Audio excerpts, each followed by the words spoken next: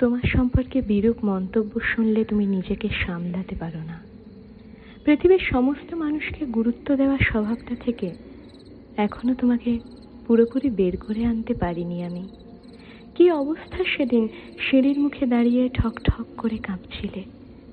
তোমাকে ঘিরে রুনুদি আর ওর বর। রুনুদির বোন তোমার অতটা কাছে দাঁড়িয়েছিল, তুমি খেয়াল করনি?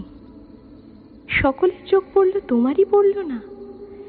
ও তোমাকে বলছিল যে তোমায় এত ছোট করেছে, যে তাকেও কতটা ঘৃণা করছে সেদিন থেকে।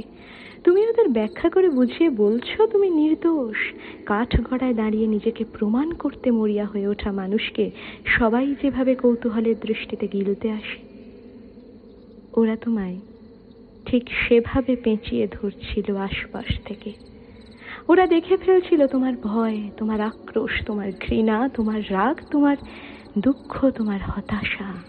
আর দূরে দাঁড়িয়ে আমি গুঁড়িয়ে যাচ্ছিলাম তোমার একান্ত ব্যক্তিগত সত্তাগুলোকে ওরা লেলিহান চোখে উপভোগ করছে দেখে।